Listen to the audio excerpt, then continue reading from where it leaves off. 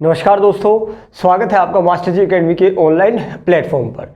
देखिए दोस्तों, आज का जो हमारा लेक्चर है, जो टॉपिक है वो है लैटिट्यूड एंड लॉन्गिट्यूड लाइंस, यानी अक्षांश और देशांतर रेखाएं। दोस्तों ये जो टॉपिक है हमारा बहुत ही इंपॉर्टेंट है, चाहे वो केवीएस के लिए हो, डीएसएसबी के लिए हो, चाहे वो किसी भी टीचिंग एग्जाम्स के या एसएससी एनटीपीसी कोई भी एग्जाम्स हुआ, दोस्तों यहाँ से आप लोगों का पेपर में आता ही आता है। चलिए दोस्तों स्टार्ट करते हैं बिना देरी के। देखिए दोस्तों, अक्षांश रेखाएं होती क्या है, लैटिट्यूड लाइन कहते किसे हैं, और ये हम लोग स्टार्ट करते हैं। देखिए दोस्तों, मान लो ये मैंने क्या बनाई है, हमारी अर्थ क्या बनाई है दोस्तों, अर्थ बनाई है, पृथ्वी बनाई है। ठीक है, अर्थ के बीचों बीच में अगर एक लाइन ड्रॉ कर दूं, इस प्रकार मैंने एक लाइन ड्रॉ कर दी। ठीक है, अब ये बताओ ये लाइन आप लोगों को दोस्तों कैसी नजर आ रही है, कैसी नजर आ रही है, लेटी हुई नजर आ रही है, खड़ी नजर आ रही है। तो कैसी नजर आ रही है दोस्तों, लेटी हुई नजर आ रही है। मेरे को पता है आप लोगों को लैटिट्यूड लाइंस हम लोग इसलिए कहते हैं क्योंकि ये हम लोगों को कैसी दिखाई दे रही है, लेटी हुई। तो लेटी हुई से यानी लैटिट्यूड लाइन, हिंदी में बोले तो इसको हम कहते हैं अक्षांश रेखा। क्या कहते हैं, अक्षांश रेखा।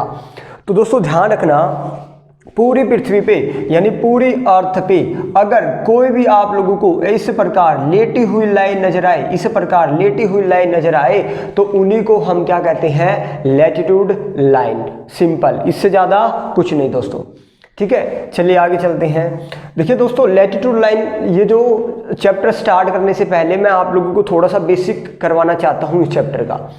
देखिए दोस्तों, सबसे पहले आप लोगों को ना डायरेक्शन के बारे में पता होना बहुत ही जरूरी है। ठीक है, डायरेक्शन यानी दिशाओं के बारे में। देखिए दोस्तों, इसको हम कौन सी डायरेक्शन कहते हैं, पूर्व दिशा। ठीक है, यानी हमारी ईस्ट डायरेक्शन, इसको कहते हैं साउथ यानी दक्षिण है। ठीक है, और इससे ऊपर है हमारा नॉर्थ यानी उत्तर दिशा, और ये है हमारी वेस्ट यानी पश्चिम दिशा। ठीक है दोस्तों, ध्यान रखना, हमारी टोटल 8 दिशाएं होती है।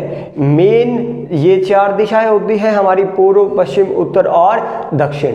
और 4 हमारी, देखो दोस्तों इस प्रकार, ये और ये भी हमारी कुछ दिशाएं होती है 4। तो ये कौन सी डायरेक्शन होती है, चलो देख लेते हैं दोस्तों।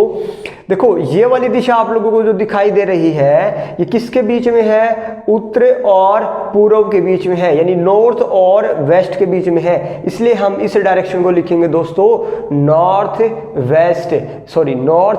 ईस्ट, क्योंकि नॉर्थ और किसके बीच में है, ईस्ट के बीच में, इसलिए इसको हम कहेंगे उत्तर पूर्व दिशा। ठीक है, क्या कहेंगे, north east direction. I think आप लोगों को समझ में आ गया। ठीक है, यहाँ पे एक शब्द ध्यान रखना दोस्तों, इस डायरेक्शन को हम लोग ईस्ट नॉर्थ नहीं कहेंगे भाई। ईस्ट नॉर्थ यानी पूर्व उत्तर कहना हमारा क्या होगा, गलत होगा। ये आप लोगों को बस ध्यान रखना है। क्यों ध्यान रखना दोस्तों, जब भी मैं ऊपर वाले डायरेक्शन की बात करूं, यानी ऊपर वाले डायरेक्शन की बात करूं, तो सबसे पहले नाम किसका आएगा, ऊपर वाले का। जब भी मैं नीचे वालों की बात करूं तो सबसे पहले नाम किसका आएगा, नीचे वाले का। जिस प्रकार मान लो अगर मैं पूछूं आप लोगों से ये कौन सी डायरेक्शन है, तो पहले तो आप लोग देखोगे ये किस और किसके बीच में है। तो देखो दोस्तों, साउथ और किसके बीच में है, ईस्ट के बीच में। तो इसको हम लिखेंगे साउथ ईस्ट डायरेक्शन, यानी दक्षिण पूर्व दिशा। ठीक है, इसको पूर्व दक्षिण नहीं कहेंगे। उसी प्रकार ये और उसी प्रकार ये, तो ये कौन सी डायरेक्शन हो गई, ये है उत्तर और पश्चिम के बीच में, तो नॉर्थ वेस्ट यानी उत्तर पश्चिम। इसी प्रकार ये साउथ वेस्ट यानी दक्षिण पश्चिम। आई थिंक आप लोगों को 8 दिशाओं के बारे में पता चल गया। अब ये मैंने आप लोगों को क्यों बताई दोस्तों, ध्यान रखना, इनका बहुत ही ज्यादा महत्व है। क्यों है, इसलिए है क्योंकि हमारी जो अर्थ है, मान लो ये मैंने क्या बनाई, फिर से अर्थ बनाई। हमारी अर्थ को टोटल 4 हेमिस्फेयर में डिवाइड किया है दोस्तों, 4 गोलार्धों में। किस प्रकार, मान लो देखो भाई, ये मैंने एक लाइन खींची, बीचों बीच लाइन खींच दी। ठीक है, ये मैंने वही अपना डायरेक्शन वाला बनाया। ठीक है, देख पा रहे हैं ऊपर कौन सी डायरेक्शन है, उत्तर दिशा है। तो ध्यान रखना दोस्तों, यहां से लेके और ये पूरा का पूरा ये वाला ठीक है। देखो वैसे तो ये पूरा का पूरा क्या है, एक गोला है, एक स्फीयर है, लेकिन ये कितना गोला हो गया, ये तो आधा गोला हो गया दोस्तों। यहां से लेके यहां तक कितना गोला हो गया, आधा। दिशा कौन सी है, उत्तर, इसलिए इसको कहते हैं हमें उत्तरी गोलार्ध। क्या कहते हैं दोस्तों, उत्तरी गोलार्ध। देखो गोला है और कैसा है, आधा है, कौन सी दिशा में है, उत्तर दिशा में है, इसलिए इसको हम क्या कहेंगे, नॉर्थ हेमिस्फीयर कहेंगे दोस्तों। समझ आया। देखिए मैं आप लोगों को चाहता हूं एक एक चीज आप लोगों को कंसेप्चुअल समझ में आए, ठीक है। किताबें मैं आप लोगों को लाइन ऐसे नहीं पढ़ाऊंगा कि भाई ये पढ़ो ये पढ़ो ये पढ़ो, ठीक है। आप लोगों को एक एक बात सीखना, ये ऐसा हो क्यों रहा है, ठीक है दोस्तों। अब देखो इसी प्रकार यहां से लेके आप देख पा रहे हो, अगर अब हम चले जाए नीचे, ये भी कितना गोला है, आधा गोला ये है भाई, कौन सी डायरेक्शन है, साउथ डायरेक्शन है, तो इसको हम क्या कहेंगे, दक्षिणी गोलार्ध यानी साउथ हेमिस्फीयर। क्या कहेंगे दोस्तों, दक्षिणी गोलार्ध, ठीक है, दक्षिणी गोलार्ध। तो दो हेमिस्फीयर तो ये हो गए हमारे। और क्या होता है, अब की बार मान लो ये फिर से हमारी अर्थ है, अब की बार मैं इस प्रकार ना खींच के लाइन इस प्रकार ड्रॉ करूं, तो अब की बार ये कौन सी डायरेक्शन हो गई दोस्तों, ये वाली। तो ये वाली दिशा है हमारी पूर्वी गोलार्ध यानी ईस्टर्न हेमिस्फीयर, और ये वाली कौन सी है, वेस्टर्न हेमिस्फीयर, पश्चिमी गोलार्ध, ठीक है। यहां भी गोला कैसा है, आधा है, ईस्टर्न हेमिस्फीयर और वेस्टर्न हेमिस्फीयर। आई थिंक आप लोगों को समझ में आ गया कि पूरी पृथ्वी को हम लोगों ने 4 हेमिस्फीयर में डिवाइड किया है, ठीक है। चलिए इससे आगे चलते हैं। अब ये सारी बातें मैंने आप लोगों को क्यों बताई, अब ये बताओ दोस्तों कि सबसे पहला क्वेश्चन ज्योग्राफी में पता है आप लोगों को क्या आता है कि भाई पूरी पृथ्वी पर हमारा भारत कहाँ पे स्थित है। देखो दोस्तों अर्थ पे ही तो हमारे जितने भी देश है 210 जितने भी देश है वो सारे के सारे कहाँ रहते हैं, अर्थ पे ही तो रहते हैं। तो अर्थ पे कहाँ रहते हैं, हम लोगों को अपने भारत के बारे में बात करनी है कि भारत अर्थ पर कहाँ रहता है। देखो दोस्तों मैं कुछ सिंबल बना रहा हूँ ABCD EFGH। अगर मैं इन सिंबल में पूछूं हमारा भारत कहाँ पे स्थित है तो आप क्या जवाब दोगे। तो दोस्तों ध्यान रखना हमारा जो भारत है अर्थ पर कहाँ पे स्थित है, ये रहा भाई हमारा, ये जो ई आप लोगों को पोजीशन दिखाई दे रही है ये हमारा भारत है। तो अब आप लोग बताओ कि हमारा भारत नॉर्थ हेमिस्फीयर में है या साउथ हेमिस्फीयर में, तो आप क्या कहोगे, सर उत्तरी गोलार्ध में है। अगर मैं आप लोगों से पूछूं कि हमारा जो भारत है वो ईस्टर्न हेमिस्फीयर में है या वेस्टर्न हेमिस्फीयर में, तो आप क्या कहोगे, सर पूर्वी गोलार्ध में है, ईस्टर्न हेमिस्फीयर में है। समझ आया। अगर मैं इसके हिसाब से ऑप्शन दूं तो हमारा भारत देखो इस वाली डायरेक्शन में है या इस वाली डायरेक्शन में है या इस वाली डायरेक्शन में है या इस वाली डायरेक्शन में है, कौन सी डायरेक्शन में हमारा भारत स्थित है। ये हमारी पृथ्वी थी, फिर से देखो अर्थ है, ठीक है, अर्थ के बीचों बीच मैंने एक लाइन ड्रॉ की, हमारा भारत कहाँ पे स्थित है दोस्तों, ये रहा हमारा भारत। तो अब ये कौन सी दिशा है आप लोग ही बताओ, हमारा वही डायरेक्शन का खींचो, ठीक है। ये वाली कौन सी डायरेक्शन थी आप लोग ही बताओ, ये वाली नॉर्थ थी, ये वाली ईस्ट थी, तो नॉर्थ और ईस्ट के बीच कौन सी डायरेक्शन आएगी, नॉर्थ ईस्ट। तो नॉर्थ ईस्ट यानी इसको कहेंगे हम अपना उत्तर पूर्व दिशा। तो ध्यान रखना दोस्तों पहला ही क्वेश्चन ये बनता है हमारा कि ग्लोब पर पृथ्वी पर भारत कहाँ पे स्थित है दोस्तों, वो है हमारा नॉर्थ ईस्ट हेमिस्फीयर में स्थित है, ठीक है। समझ आया, हाँ जी भाई। अगर ना समझ में आए तो वीडियो फिर से रिमाइंड करो, कुछ नहीं है, बिल्कुल ईजी है। चलो आगे चलते हैं, ठीक है। ये समझ गए आप लोग मैंने डायरेक्शन क्यों बताई थी, हमारे भारत की लोकेशन जानने के लिए हम लोगों ने इन डायरेक्शन की क्या की थी, बात की है, ठीक है। अब हम अपने मेन मुद्दे पे आते हैं जो हमारा चैप्टर है दोस्तों। चैप्टर है हमारा अक्षांश रेखाएं और देशांतर रेखा यानी लैटिट्यूड और लॉन्गिट्यूड लाइंस। तो होता क्या है भाई, देखो ये है हमारी अर्थ, क्या है फिर से मैंने बनाई हमारी पृथ्वी। अब पृथ्वी के बीचों बीच फिर से मैंने एक लाइन क्या कर दी दोस्तों, ड्रॉ कर दी यहाँ पे। ठीक है, ड्रॉ कर दी। अब ये लाइन आप लोगों को मैंने अभी आप लोगों को क्लास लेक्चर स्टार्ट हुआ तभी बताया था कि अगर पूरी पृथ्वी पे इस प्रकार की कोई भी लाइन नजर आए, आप लोगों को लेटी हुई लाइन नजर आए, तो सिंपल उनको क्या कहेंगे दोस्तों, ध्यान रखना, लैटिट्यूड लाइन कहेंगे, अक्षांश रेखा कहेंगे। ठीक है, अक्षांश रेखा कहेंगे। तो दोस्तों आज का जो हमारा मेन फोकस रहेगा वो सिर्फ लैटिट्यूड लाइंस पे रहेगा, और इसी चैप्टर का पार्ट 2 लेके आऊंगा, उस पे हम फोकस करेंगे लॉन्गिट्यूड लाइंस पे। ठीक है, तो लैटिट्यूड लाइन आप लोग समझ गए कि इस प्रकार लेटी हुई लाइन क्या कहलाती है, अक्षांश रेखा है, लैटिट्यूड लाइंस। ठीक है, अब देखो दोस्तों, आप लोगों ने भाई मैथ तो पढ़ा होगा सभी ने, मैथमेटिक्स। अगर मैं आप लोगों से पूछूं कि भाई आप लोग 90 डिग्री का एंगल कैसे बनाते हो, भाई आप क्या कहोगे, सर एक एक्सिस होता है और उसके ऊपर एक वर्टिकल लाइन खींची जाती है, ये लो 90 डिग्री का कोण। कितने डिग्री का कोण है ये, हमारा 90 डिग्री का कोण है। ठीक है, अगर मैं आप लोगों से कहूं कि भाई मेरे को 1 डिग्री का एंगल बना के दिखाओ, कितने डिग्री का, 1 डिग्री का, तो आप क्या करोगे, यहाँ पे प्रकार रखोगे और 1 डिग्री कहीं पे निशान लगाओगे और यहाँ से इस पॉइंट से ये बोल दोगे आप, ये लो सर 1 डिग्री का कोण। अगर अब मैं कहूँ आप लोगों से कि भाई 2 डिग्री का कोण दिखाना, 2 डिग्री का एंगल, तो आप यहाँ फिर से प्रकार रखोगे। तो अब ये बताओ दोस्तों, 2 डिग्री का ऊपर आएगा या नीचे आएगा, कहाँ आएगा, ऑब्वियसली ऊपर ही आएगा भाई, 2 डिग्री का यहाँ आएगा। ठीक है, ये कितने डिग्री का एंगल हो गया, 2 डिग्री का।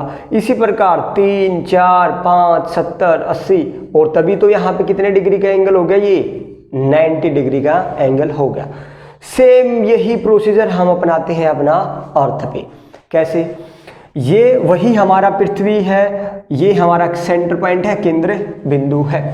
ठीक है, यहाँ पे हम लोगों को अपना प्रकार रखना है, और इसके सरकमफ्रेंस पे ऊपर हम लोगों को कहीं भी, मान लो मैंने यहाँ पे प्रकार रखा और 1 डिग्री का क्या लगा दिया, निशान लगा दिया यहाँ पे। ठीक है, कितने डिग्री पे, 1 डिग्री पे। और फिर मैंने क्या किया, यहीं से एक स्ट्रेट लाइन ड्रॉ कर दी दोस्तों, एक स्ट्रेट लाइन मैंने क्या की, ड्रॉ की। तो अब इस लाइन का नाम क्या होगा, इस लाइन का दोस्तों नाम क्या होगा, ध्यान क्या रखना है आप लोगों को, इस लाइन को कहेंगे हम लोग, क्या कहेंगे बताओ तो आप लोग।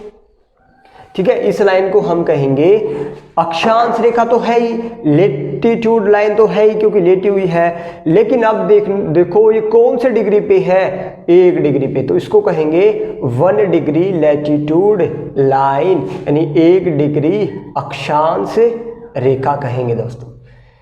समझ आया, जितने डिग्री पे होता है उतना ही डिग्री अक्षांश रेखा हम लोग कहेंगे।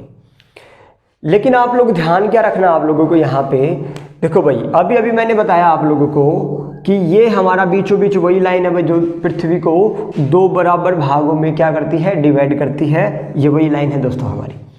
ठीक है, अब ये कौन सा हेमिस्फीयर था, नॉर्थ हेमिस्फीयर, उत्तरी गोलार्ध। ये कौन सा गोलार्ध था, दक्षिणी गोलार्ध। तो दोस्तों ध्यान रखना, नॉर्थ हेमिस्फीयर यानी उत्तरी गोलार्ध में जितनी भी अक्षांश रेखाएं हैं उनको हम कहते हैं उत्तरी अक्षांश, यानी नॉर्थ लैटिट्यूड, उनको क्या कहेंगे, नॉर्थ लैटिट्यूड। और जबकि साउथ हेमिस्फीयर में, दक्षिणी गोलार्ध में जितनी भी अक्षांश रेखाएं हैं उनको क्या कहेंगे, साउथ लैटिट्यूड कहेंगे दोस्तों, यानी दक्षिणी अक्षांश रेखा कहेंगे।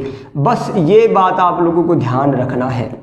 ठीक है, नॉर्थ हेमिस्फीयर में है तो नॉर्थ लैटिट्यूड, साउथ हेमिस्फीयर में है तो साउथ लैटिट्यूड। ठीक है, उसी प्रकार अब मेरे को ये बताओ आप लोग कि भाई ये हमारा मैंने प्रकार रखा था यहाँ पे, तो मैं 1 डिग्री यहाँ भी कहीं लगा सकता था, साउथ हेमिस्फीयर में निशान लगा सकता था। मान लो मैंने लगा दिया यहाँ पे, और यहाँ से एक लाइन मैंने क्या कर दिया, अब ड्रॉ कर दी भाई। ठीक है, अब ये लाइन कैसी नजर आ रही है आप लोगों को, लेटी हुई नजर आ रही है। कितने डिग्री पे लेटी हुई नजर आ रही है, आप कहोगे 1 डिग्री पे, तो इसका नाम क्या हो जाएगा, 1 degree latitude line, 1 degree latitude line. लेकिन दोस्तों अब ध्यान रखना, यानी 1 डिग्री अक्षांश रेखा। अब भाई आप लोग बताओ कि क्लास में अगर 2 नाम के कोई बच्चे हो, मान लो दीपक नाम के 2 स्टूडेंट हैं, अगर मैं किसी को दीपक कह के पुकारूंगा तो दोनों के कान खड़े हो जाएंगे कि सर किसको पुकार रहे हैं। समझ आया। उसी प्रकार अगर मैं 1 डिग्री का नाम लूँ तो कौन से डिग्री की बात कर रहा हूँ वो हम लोगों को पता नहीं चलेगा। इसलिए इनको क्लासिफाई करने के लिए, वर्गीकरण करने के लिए इनका नाम क्या रखा गया है। अगर नॉर्थ हेमिस्फीयर की बात की जाए तो नॉर्थ लैटिट्यूड, साउथ हेमिस्फीयर की बात की जाए तो साउथ लैटिट्यूड, यानी उत्तरी अक्षांश, दक्षिणी अक्षांश।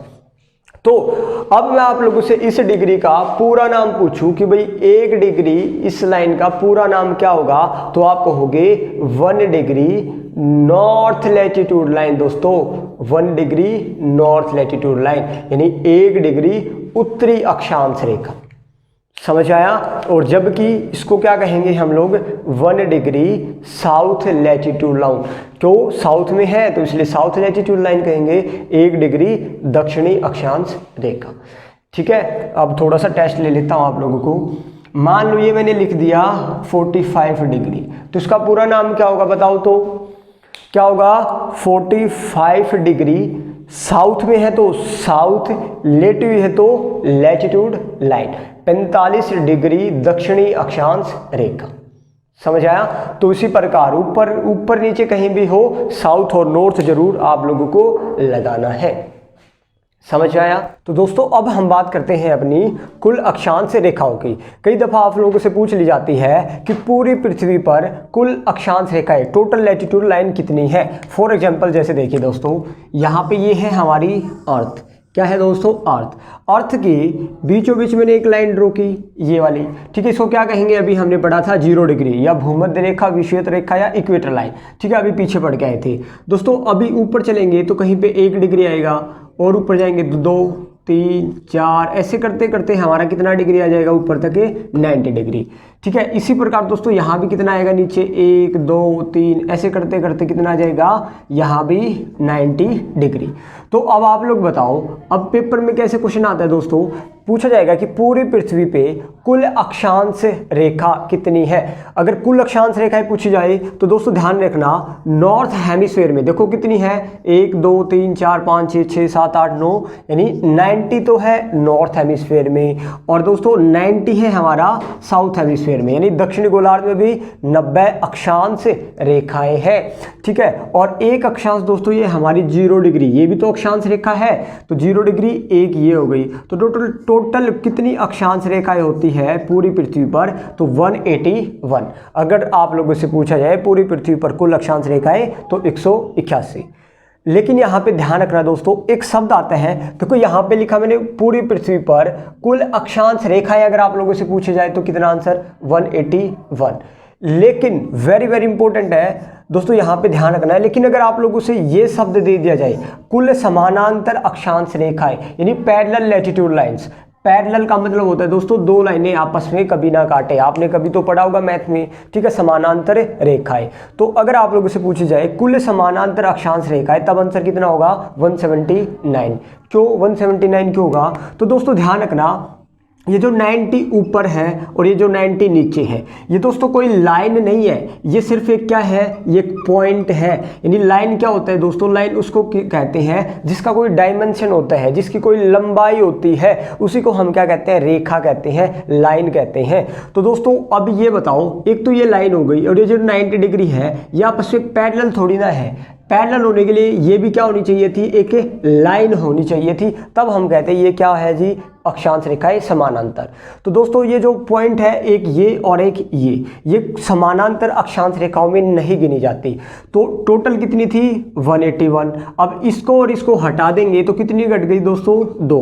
तो आंसर कितना आ जाएगा, 179, क्योंकि ये पॉइंट है, कोई डायमेंशन तो है नहीं यहाँ पे। तो कुल समानांतर अक्षांश रेखाएं कितनी, 179। फिर आपसे पूछ लिया जाता है, कोई स्पेसिफिक गोलार्ध दे देगा कि नॉर्थ हेमिस्फीयर में कितनी अक्षांश रेखाएं हैं और नॉर्थ हेमिस्फीयर में कुल समानांतर अक्षांश रेखाएं कितनी है। तो दोस्तों ध्यान रखना, अगर आप लोगों से पूछे जाए नॉर्थ हेमिस्फीयर उत्तरी गोलार्ध में अगर कुल अक्षांश रेखाएं पूछी जाए तो 90, क्योंकि 0 से स्टार्ट किया 1 2 3 4 5 6 ऐसे करते करते 90 तक पहुंच गए। लेकिन दोस्तों फिर से वही क्वेश्चन आ जाए, समानांतर। समानांतर यानी पैरेलल शब्द आते ही इसको हटा देना दोस्तों। पैरेलल शब्द आते ही अब बताओ, नॉर्थ हेमिस्फीयर में एक घट जाएगा, 90 में से एक रिमूव हो जाएगा, तो कितना आ गया दोस्तों 89। यानी उत्तरी गोलार्ध में कुल समानांतर अक्षांश रेखा है कितनी 89। इसी प्रकार दोस्तों अगर साउथ दे तो साउथ में भी यही है कि दक्षिणी गोलार्ध में कुल अक्षांश रेखाएं कितनी होगी 90 ही, लेकिन दक्षिणी गोलार्ध में कुल समानांतर अक्षांश रेखाएं कितनी होगी दोस्तों 89। समझ आया। अब दोस्तों ध्यान रखना, हमारे कुछ लैटिट्यूड लाइंस, अब ये बताओ 11 और 12 बजे के बीच में भाई 11:30 बजते हैं या नहीं बजते हैं? ऑब्वियसली है, बजते हैं भाई, ठीक है। इसी प्रकार 3 और 4 के बीच में 3:30 भी बजेगा। तो उसी प्रकार ध्यान से देखना दोस्तों, ये हमारी क्या है, फिर से मैंने बनाई अर्थ, और अर्थ के बीचों बीच मैंने फिर से एक लाइन ड्रॉ की, ठीक है। इस लाइन ने क्या किया है, पूरी पृथ्वी को 2 बराबर भागों में क्या किया, डिवाइड किया। तो ध्यान रखना, और लेटी हुई लाइन नजर आ रही है, तो ध्यान रखना दोस्तों, इस लाइन को हम क्या कहते हैं 0 डिग्री लैटिट्यूड लाइन। क्या कहेंगे 0 डिग्री लैटिट्यूड लाइन, 0 डिग्री अक्षांश रेखा। क्यों? क्योंकि ये ना तो नॉर्थ में है ना साउथ में है, ये तो बिल्कुल 0 डिग्री है। 0 डिग्री क्यों कहा आप लोग समझ गए होंगे, क्योंकि एक्सिस पर, अक्ष पर कितने डिग्री के एंगल है, मैं आपसे पूछूं कितने डिग्री का एंगल बनाते हैं, कितने का ही नहीं बनाता भाई, 0 का बना रहे हैं। 1 डिग्री का कैसे बनेगा, ये लो 1 डिग्री का। अब मैं कहूँ 0 डिग्री का कैसे बनेगा, अगर इसी लाइन के ऊपर एक लाइन और ड्रॉ कर दोगे तो वो कितने डिग्री का हो जाएगा 0 डिग्री का। तो यहाँ से ये कौन सा लाइन हो गया 0 डिग्री लैटिट्यूड लाइन्स हो गया, ठीक है। अब भाई आप लोगों के घर में कुछ नाम होता है, दोस्तों के पास जाते हो तो कुछ नाम, स्कूल में जाते हो तो कुछ नाम होता है। उसी प्रकार 0 डिग्री लैटिट्यूड लाइन्स के भी भाई बहुत सारे नाम हैं। एक तो इसको क्या कहेंगे 0 डिग्री अक्षांश रेखा, और इसी लाइन को हम दोस्तों ध्यान रखना इक्वेटर लाइन भी कहते हैं, ठीक है। हिंदी वाले दोस्तों ध्यान रखना, इसको कहा जाता है विषुवत रेखा, या एक और नाम है भूमध्य रेखा। भूमध्य यानी पूरी भूमि के मध्य में है, इसलिए भूमध्य रेखा, ठीक है। इंग्लिश वाले 0 डिग्री लैटिट्यूड और इक्वेटर लाइन अगर आप लोगों से पूछा जाए तो मे भी आप लोगों को समझ आ गया होगा, ठीक है। तो ये तो हो गए भाई एक लाइन के इतने सारे नाम। अब क्या होता है भाई, जैसे जैसे हम ऊपर चलेंगे 1 डिग्री आएगा नहीं आएगा, और ऊपर चलेंगे 2 डिग्री भी आएगा दोस्तों। इसी प्रकार ऊपर जाएंगे 3 4 5 6, यहाँ पे कितने डिग्री आ जाएगा 90 डिग्री। समझ आया। और 1 डिग्री 2 3 4 ऐसे करते करते हम जाएंगे तो 23 डिग्री आएगा या नहीं आएगा, आएगा। इससे ऊपर जाएंगे तो दोस्तों को क्या आएगा 24 डिग्री आएगा, ठीक है। तो ध्यान रखना 23 और 24 के बीच में कहीं ना कहीं तो दोस्तों 23.5 डिग्री होगा या नहीं होगा भाई। जिस प्रकार 11-12 के बीच में 11:30 बजते थे, उसी प्रकार 23 डिग्री और 24 23 एंड 24 डिग्री के बीच में 23.5 डिग्री तो जरूर होगा, ठीक है। तो इसका अगर मैं पूछूं पूरा नाम बताओ भाई, तो आप क्या कहोगे 23.5 डिग्री।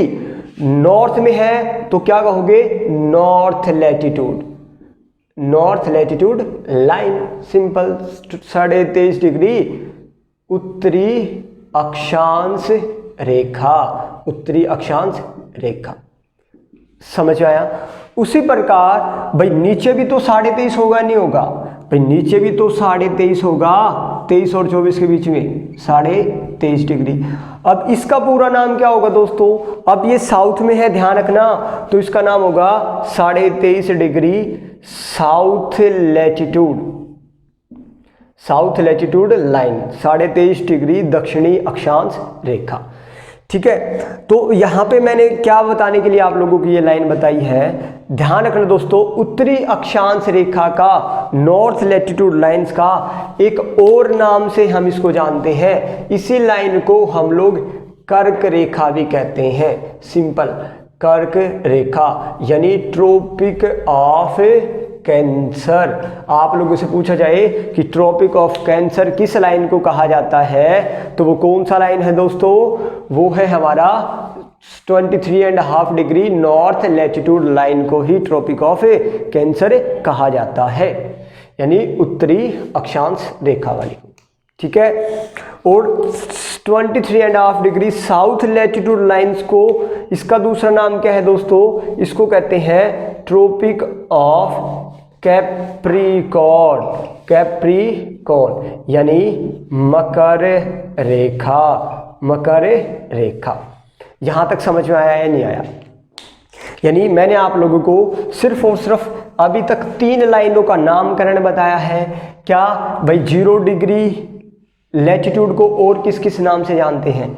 तो विषुवत रेखा, भूमध्य रेखा या इक्वेटर लाइन। फिर मैंने बात की 23.5 डिग्री नॉर्थ लैटिट्यूड वाली को दूसरे नाम से किस नाम से जानते हैं? Tropic of Cancer. भाई आप लोगों का भी तो 2 नाम होंगे, घर में कुछ स्कूल में कुछ, उसी प्रकार इस लाइन का नाम है, ठीक है, ट्रॉपिक ऑफ कैंसर, हिंदी में कर्क रेखा।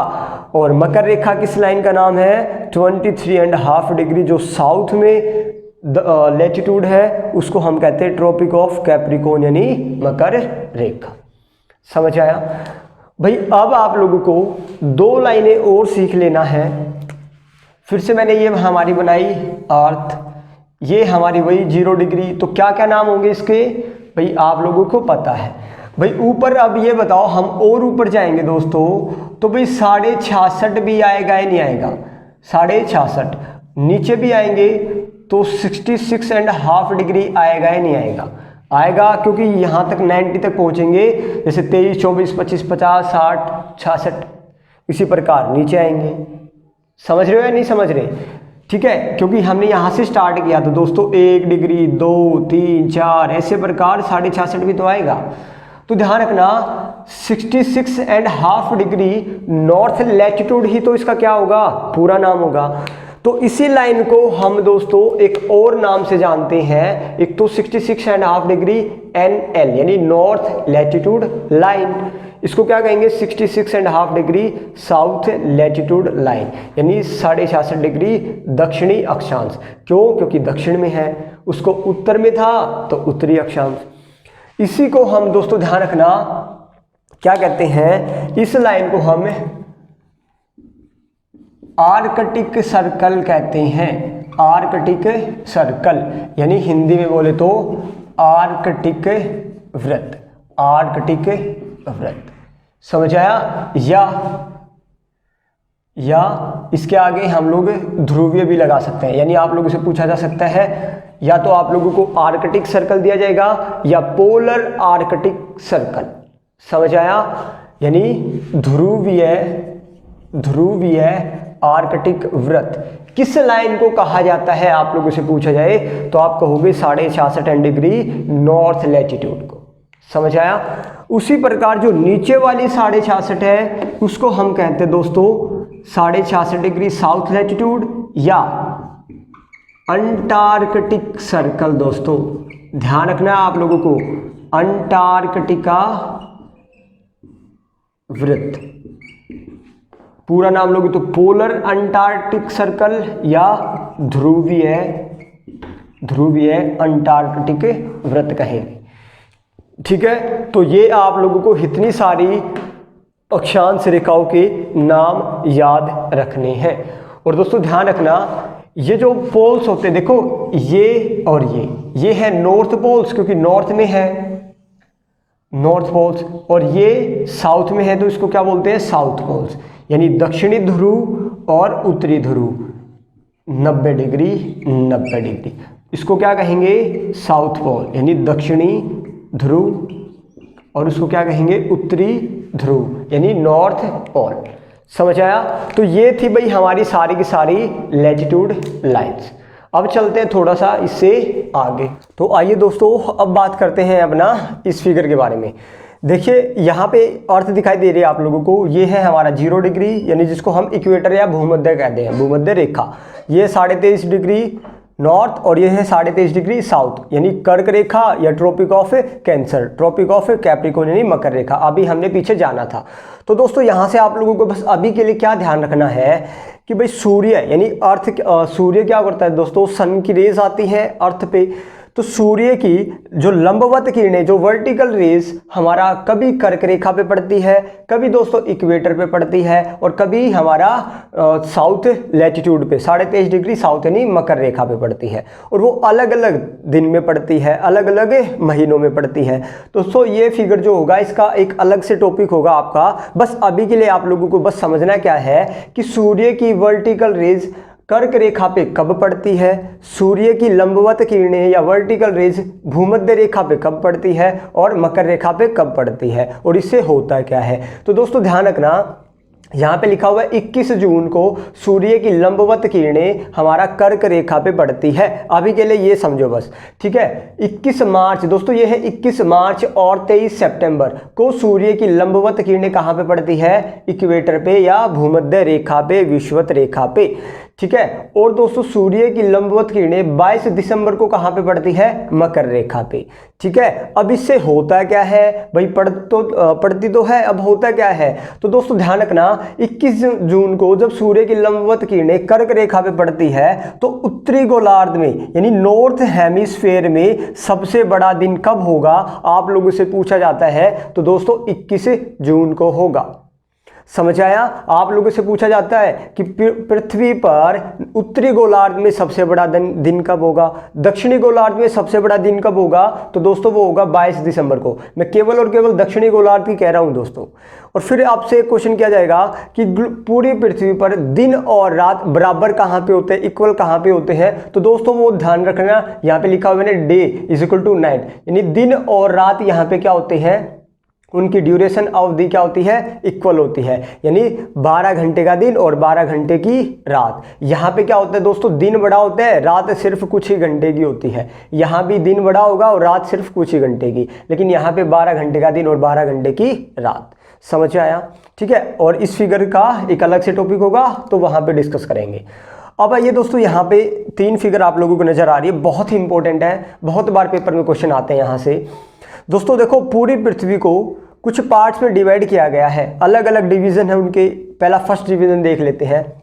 देखिए दोस्तों, ये फिगर दिखाई दे रही है आप लोगों को, ये 0 डिग्री है, ये 45 डिग्री नॉर्थ है, 45 डिग्री साउथ लैटिट्यूड है, अक्षांश है 2 लैटिट्यूड, ठीक है। आप लोगों से पूछा जाएगा कि भाई ये जो नॉर्थ हेमिस्फीयर है इसको मैंने 2 पार्ट में डिवाइड किया, कितने पार्ट में, 2 पार्ट में। यहाँ पे नॉर्थ हेमिस्फीयर को कितने पार्ट में डिवाइड किया, 3 पार्ट में। देखिए दोस्तों, टोटल यहाँ से लेंगे 0 डिग्री, फिर 1 2 3 4 5 ऐसे करते करते टोटल कितना डिग्री है दोस्तों, ऊपर तक 90 डिग्री, ठीक है। तो यहाँ पे मैंने 90 डिग्री को 2 हिस्सों में डिवाइड किया, तो 2 हिस्सों में बांटेंगे तो 45 और 45 हो जाएगा, 3 हिस्से में बांटेंगे तो 30 30 और 30 हो जाएगा, ठीक है। तो ध्यान रखना, जब 2 हिस्से में बांटेंगे तो इसको कहा जाता है लो लैटिट्यूड एरिया, निम्न अक्षांश क्षेत्र। किसे कहा जाता है आपसे पूछा जाएगा। तो 45 डिग्री नॉर्थ से लेके 45 डिग्री साउथ, ऊपर और नीचे, ये जितना भी एरिया आप लोगों को दिखाई दे रहा है इसको दोस्तों निम्न अक्षांश कहा जाता है, लो लैटिट्यूड एरिया कहा जाता है। और इससे ऊपर 45 से ऊपर और 45 से यहाँ पे नीचे, ये जो एरिया दिखाई दे रहा है आप लोगों को, इनको हाई लैटिट्यूड कहते हैं, उच्च अक्षांश क्षेत्र कहते हैं, ठीक है। अब दूसरी फिगर में आऊं, जब मैं इसको और भी थोड़ा सा और डिवीजन करेंगे इसको, तब इसको मैंने 3 पार्ट में डिवाइड कर दिया। दोस्तों ये वाला हिस्सा आप लोगों को दिखाई दे रहा है कि 0 से लेके 30 ऊपर चले जाओ और 30 नीचे आ जाओ, 30 डिग्री नॉर्थ और 30 डिग्री साउथ के बीच का ये एरिया दिखाई दे रहा है, इसको क्या कहेंगे, फिर से लो लैटिट्यूड। अब 30 से 60 का ये जो एरिया है ऊपर और 30 से 60 का नीचे, ये जो एरिया होगा इसको क्या कहेंगे, मिड लैटिट्यूड यानी मध्य अक्षांश क्षेत्र। और इसको क्या कहेंगे, हाई लैटिट्यूड, 60 से नीचे और 60 से ऊपर, इसको क्या कहेंगे, उच्च अक्षांश क्षेत्र, ठीक है। इसमें भी डिवाइड कर सकते हैं, इसमें भी डिवाइड कर सकते हैं, लेकिन जो ज्योग्राफी में सबसे इंपॉर्टेंट यूज होता है दोस्तों वो है हमारा ये वाला फिगर, ठीक है। ये जो हमारा यहाँ पे अजीबोगरीब नाम दिखाई दे रहा है आप लोगों को, यही पूरी ज्योग्राफी का सारा, बार बार आप लोगों को यही को वहाँ पे देखने को मिलेंगे अक्सर। समझ आया। अब देखिए, देख लेते हैं, फिर से कुछ डिवीजन कर दिया। और दोस्तों ये जो डिवीजन होता है ये टेम्परेचर के बेस पे होता है, किसके बेस पे, तापमान के आधार पर पृथ्वी को यहाँ पे कितने पार्ट में डिवाइड कर दिया, 1 2 और 3। 1 2 3 क्यों कह रहा हूँ दोस्तों, नॉर्थ में भी 3 और साउथ में भी 3, इसलिए 3 कह रहा हूँ मैं, ठीक है। दोस्तों ध्यान रखना, 0 से लेके और 23.5 ऊपर चले जाओ और नॉर्थ, और 23.5 नीचे आ जाओ, यानी 23.5 ये है नॉर्थ और ये है साउथ। 23.5 नॉर्थ और साउथ के बीच के एरिया को दोस्तों हम क्या कहते हैं, ट्रॉपिकल जोन कहते हैं। ट्रॉपिकल या हिंदी में बोलेंगे तो उष्णकटिबंधीय क्षेत्र या इसी को टॉरिड जोन कहते हैं। दोस्तों क्या होता है ये ट्रॉपिकल, ध्यान रखना ये जो एरिया होता है यहाँ पे बहुत ही ज़्यादा गर्मी रहती है, तो इसलिए उष्ण कहते हैं। उष्ण यानी हीट, टॉरिड यानी उष्ण ही होता है गर्म, ठीक है, इसलिए इसको उष्णकटिबंधीय क्षेत्र कहते हैं। अब 23.5 से ऊपर 66.5 तक यहाँ और इसी प्रकार नीचे 23.5 से लेके 66.5 नीचे, इस वाले एरिया को कहेंगे दोस्तों टेम्परेट जोन या हिंदी में कहेंगे तो शीतोष्ण कटिबंध। कैसा कटिबंध? शीतोष्ण कटिबंध। और इससे ऊपर 23.5 से लेके नॉर्थ पोल तक, 66.5 से लेके नॉर्थ पोल तक, और यहाँ भी 66.5 से लेके साउथ पोल तक, ये जो एरिया दिखाई दे रहा है आप लोगों को, इसको दोस्तों हम क्या कहते हैं, रिजिड या पोलर जोन या शीत कटिबंध। यहाँ पे शीत यानी पूरी तरह बर्फ जमी रहती है, इसलिए हम लोग इसको क्या कहते हैं, शीत कटिबंध कहते हैं। ठीक है दोस्तों, एक डिवीजन और कर लेते हैं, वैसे यही आप लोगों को ध्यान रखना है। वैसे कई दफा एक डिवीजन और हो जाता है, कौन सा, ये 0 डिग्री है, ये दोस्तों हमारा 30 डिग्री, ये है 45 डिग्री, ये है 60 डिग्री और ये है 90 डिग्री। सेम ऐसे ही 30, 45, 60 और 90। कई दफ़ा इनको क्या कहते हैं दोस्तों, 0 से लेके 30 डिग्री तक एरिया जो है इसको हम कई दफ़ा क्या कह देते हैं, वही सिंपल ट्रॉपिकल जोन यानी उष्ण कटिबंधीय क्षेत्र। क्या कहेंगे, उष्ण कटिबंध क्षेत्र। इसको कहेंगे सब ट्रॉपिकल, क्या कह देते हैं कई दफ़ा, सब ट्रॉपिकल। यानी एक और स्टेप डिवीजन हो जाता है ये, यानी उपोष्ण कटिबंध। कौन सा कटिबंध, उपोष्ण कटिबंध। और ये है दोस्तों वही अपना टेम्परेट यानी शीतोष्ण कटिबंध, और ये है पोलर रीजन यानी ध्रुवीय क्षेत्र। ठीक है, ये कई दफ़ा आप लोगों से क्षेत्र रीजन पूछ ले जाता है पेपर्स में। ठीक है, आई थिंक आप लोगों को ये फिगर समझ में आ गई होगी। चलिए अब हम बात करते हैं आगे। देखो दोस्तों, ये हमारी क्या है, अर्थ है, पृथ्वी है। बहुत इंपॉर्टेंट है, ध्यान से देखना है आप लोगों को। ये मैंने फिर से अपना क्या बनाया, वही हमारी 0 डिग्री। ठीक है, 0 डिग्री, इसको बहुत सारे नामों से जानते हैं, आपको पता है। और दोस्तों ध्यान रखना, हमारा भारत कहाँ पे था, ये रहा हमारा भारत दोस्तों। यही तो क्या है हमारा, इंडिया है नहीं है दोस्तों, हाँ जी भाई। ठीक है, ये हमारा भारत है। भारत कहाँ पे स्थित था, उत्तर पूर्वी गोलार्ध में स्थित था। अब आप लोग देखो, एक क्वेश्चन बनता है दोस्तों यहाँ से, भारत का अक्षांशीय विस्तार बताए। भारत का अक्षांशीय विस्तार बताइए। ये हमारा चैप्टर नंबर 7 में आएगा, यानी लैटिट्यूड एक्सपेंशन। तो हम लैटिट्यूड की बात कर रहे हैं, तो यहाँ पे ही बता देता हूँ मैं अक्षांशीय विस्तार होता क्या है। देखिए दोस्तों, भारत का अक्षांशीय विस्तार यानी लैटिट्यूड एक्सपेंशन किसे कहा जाता है। आप लोग भारत को देख पा रहे हैं, भारत का देखो दोस्तों, ये नीचे वाला हिस्सा कौन से लैटिट्यूड पर आता है, कौन से डिग्री अक्षांश पर आता है, प्लस, और ऊपर वाला हिस्सा कौन से लैटिट्यूड पे आता है।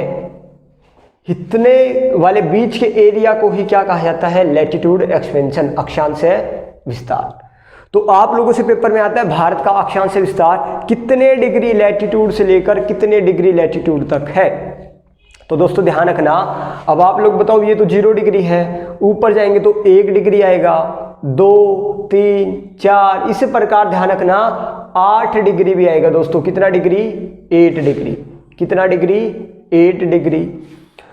8 डिग्री से थोड़ा सा बिल्कुल ऊपर है भारत का नीचे वाला हिस्सा, 8 डिग्री से 4 मिनट। समझ आया। देखो दोस्तों, 8 डिग्री तो कंप्लीट पूरा है ही, लेकिन उससे भी थोड़ा सा क्या है, अपर, ऊपर। तो ऊपर दिखाने के लिए मैंने, देखो दोस्तों, जहां भी एक डंडा लगाया जाए इसका मतलब होता है मिनट। ठीक है, और जहां भी 2 डंडे लगाए जाए उसका मतलब समझ लेना है वो क्या है, सेकंड। ये वो मिनट और सेकंड नहीं है टाइम वाले, ये हमारे डिस्टेंस को मेजर करने वाले मिनट और सेकंड है। बस आप लोगों को सिंपल यही समझना है कि 8 डिग्री 4, ये एक डंडा लगाए तो क्या मतलब है इसका, मिनट। समझ आया। तो इसका पूरा नाम बताओ पहले, तो इस लाइन का नाम क्या होगा, तो आप कहोगे 8 डिग्री 4 मिनट नॉर्थ लैटिट्यूड, क्योंकि नॉर्थ की बात कर रहा हूं, उत्तरी अक्षांश से लेकर भारत का ये ऊपर वाला हिस्सा दोस्तों ध्यान रखना, ये आता है हमारा कितने पे आता है, तो ये आता है हमारा 37 डिग्री 6 मिनट नॉर्थ लैटिट्यूड, यानी इसका पूरा नाम क्या होगा, 37 डिग्री 6 मिनट उत्तर में है तो उत्तरी अक्षांश रेखा। तो यही भारत का क्या है, अक्षांश विस्तार। एक लाइन में कहूँ भारत का लैटिट्यूड एक्सपेंशन कितना था, तो आप कहोगे भारत का अक्षांश विस्तार 8 डिग्री से मामूली सा ऊपर 4 मिनट उत्तरी अक्षांश से लेकर कितने डिग्री तक, 37 डिग्री 6 मिनट उत्तरी अक्षांश तक स्थित है। देखो दोस्तों नॉर्थ और नॉर्थ लगाना है लैटिट्यूड, क्योंकि ये नॉर्थ की बात हो रही है, समझ आया। तो ये था भारत का अक्षांश विस्तार, ठीक है, समझ आया भारत का अक्षांश विस्तार कितना है। अब देखिए दोस्तों एक क्वेश्चन यहां से और राइज होता है, आप लोगों से क्वेश्चन किया जाता है कि क्या कि भारत के बीचों बीच कौन सी रेखा गुजरती है। मैं पहले ऑप्शन दे देता हूं आप लोगों को, जैसे एक ऑप्शन है हमारा कर्क रेखा, एक है मकर रेखा, एक ऑप्शन दिया मैंने विषुवत रेखा, एक ऑप्शन दिया मैंने भूमध्य रेखा। अब क्वेश्चन सुनना क्या दिया मैंने, भारत के, देखो भारत दिखाई दे रहा है आप लोगों को कहां पे है, भारत के बीचों बीच कौन सी रेखा गुजरती है, भारत के इनमें से वो उस लाइन का नाम बताओ जो भारत के बीचों बीच गुजरती है। यानी इसको कहते हैं भाई ट्रॉपिक ऑफ क्या था, कैंसर, ये क्या था ट्रॉपिक ऑफ कैप्रिकॉर्न, और ये दोनों को क्या कहते थे हम लोग, इक्वेटर। तो आप लोग बताओ भारत के बीचों बीच कौन सी रेखा गुजरती है। भाई देखो इक्वेटर तो गुजरती नहीं, क्योंकि इक्वेटर तो भारत के क्या है, नीचे है। ये दोनों तो ऑप्शन क्या हो गई, कट हो गई। मकर रेखा कहाँ पे है, ट्रॉपिक ऑफ कैप्रिकॉर्न कहाँ दोस्तों, ये तो साउथ में थी, तो भारत की बात कर रहे हैं हम।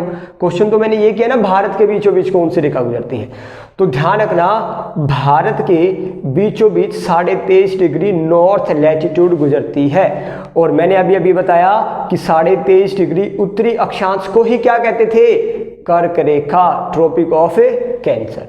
ये दोस्तों बहुत ही इंपॉर्टेंट क्वेश्चन है, आप लोगों को ध्यान रखना है, आप लोगों के पेपर में आने वाला है। और ये कर्क रेखा ट्रॉपिक ऑफ कैंसर भारत के कितने राज्यों से गुजरती है, तो ध्यान रखना दोस्तों 8 राज्यों से होकर गुजरती है।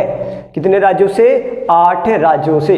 अब वो कौन कौन से राज्य हैं, जब चैप्टर नंबर 7 आएगा तब हम वहां पे बात करेंगे, और आप लोग ही बताओगे कि कौन कौन सा राज्य है। मैं आप लोगों को सारा का सारा करवाने वाला हूं, ठीक है। ये सारी बातें पता चला आप लोगों को, हाँ जी भाई। चलिए अब थोड़ा सा और आगे चलते हैं। तो ये हम सिर्फ और सिर्फ अब किसके बारे में पढ़ रहे हैं, लैटिट्यूड्स के बारे में, लैटिट्यूड लाइंस के बारे में। देखिए दोस्तों ये हमारी क्या थी, अर्थ थी, ये हमारी क्या थी, वही 0 डिग्री लैटिट्यूड लाइन। अब आप लोग बताओ हमारी अर्थ भाई गोल है, किस प्रकार है, गोलाकार है। अब ये जैसे मैंने बनाया, ये तो 2D में दिखाई दे रही है आप लोगों को, 3D तो मैं नहीं दिखा सकता यहाँ पे फिगर। तो भाई ये जो लाइन है हमारी 0 डिग्री, ये भाई पूरा पीछे तक घूमी है। देखो दोस्तों ये हमारी अर्थ है, तो ये 0 डिग्री इस प्रकार घूमी हुई है भाई। ये तो मैंने आगे इसलिए दिखाया है क्योंकि 2D फिगर है। पृथ्वी तो गोल है, तो गोल होगा तो मान लो ये हमारी क्या है, अर्थ है। और 0 डिग्री कैसे होगा, इस प्रकार पूरा का पूरा क्या होगा, 0 डिग्री। समझ आया, इस प्रकार पूरा का पूरा घुमाएंगे तो ये लाइन पीछे से भी गुजरेगी भाई, इस प्रकार, ठीक है। तो अब क्वेश्चन ये आता है कि भाई सबसे, देखो ये जो लाइन होती है वैसे एक्चुअल में इसको हमें क्या बोलते हैं, लैटिट्यूड सर्कल बोलते हैं भाई। लैटिट्यूड सर्कल कहा जाता है, अक्षांश वृत्त कहा जाता है दोस्तों, अक्षांश वृत्त। वृत्त क्यों है, क्योंकि ये तो सर्कल है। इमेजिन करके देखो, अर्थ है इस प्रकार है, ठीक है। अब ये इस प्रकार सारे के सारे क्या है, ये सर्कल ही तो है। तो अब क्वेश्चन कैसे आएगा कि भाई सबसे बड़ा लैटिट्यूड सर्कल कौन सा है, सबसे बड़ा कौन सा है, इक्वेटर वाला ही तो है दोस्तों। इक्वेटर वाला सर्कल सबसे बड़ा है, ठीक है। जैसे जैसे हम इक्वेटर से यानी भूमध्य रेखा से ध्रुवों की तरफ यानी पोल्स की तरफ जाते हैं तो अक्षांशीय वृत्तों का आकार क्या होता है, घटता चला जाता है। समझा? पहले तो देखो बहुत बड़ा गोला बनेगा, जैसे जैसे ऊपर जाएंगे छोटे छोटे गोले बनने क्या हो जाएंगे दोस्तों, शुरू हो जाएंगे हमारे। ठीक है, इमेजिन करके देखना। तो एक ही लाइन है कि जैसे जैसे हम लोग इक्वेटर से पोल्स की तरफ जाते हैं तो लैटिट्यूड सर्कल हमारा छोटा होता चला जाता है। ठीक है, हाँ जी, बस यही बात मेरे को यहाँ पे आप लोगों को बतानी थी। और दो लैटिट्यूड लाइंस के बीच में दोस्तों ध्यान रखना, दो लैटिट्यूड लाइंस के बीच में 111 किलोमीटर का अंतर होता है, डिस्टेंस। ठीक है, कोई भी दो लैटिट्यूड लाइंस होगी उनके बीच में कितना डिस्टेंस मिलेगा आप लोगों को, 111 किलोमीटर। ये आप लोगों को ध्यान रखना है। ठीक है, हाँ जी भाई। अब देखिए दोस्तों, हमारा जो चैप्टर फर्स्ट था उसमें कुछ बच्चों ने क्वेश्चन किए थे कि पहला क्वेश्चन था सर कि पृथ्वी का रंग, कलर हम लोगों को अंतरिक्ष से कैसा दिखाई देता है। तो भाई ये तो सिंपल आंसर है, पृथ्वी हमारी किसकी भरी है, पानी की। 71% पृथ्वी में क्या है, पानी भरा हुआ है, 71%। तो ऊपर से देखेंगे तो ब्लू कलर की नजर आएगी भाई, ग्रीन कलर की नहीं नजर आएगी, ब्लू कलर की नजर आएगी, नीले कलर की। तो यहाँ पे आंसर होगा ब्लू। ठीक है, तो भाई आज के लिए इतना ही। और दोस्तों हम अपना ये चैप्टर अभी 2 हमारा पूरा नहीं हुआ है, अभी हम बात करेंगे नेक्स्ट में लॉन्गिट्यूड लाइंस के बारे में, देशांतर रेखाओं के बारे में। ठीक है, तो मिलते हैं अपने पार्ट 2 में, तब तक के लिए धन्यवाद। जय हिंद, जय भारत।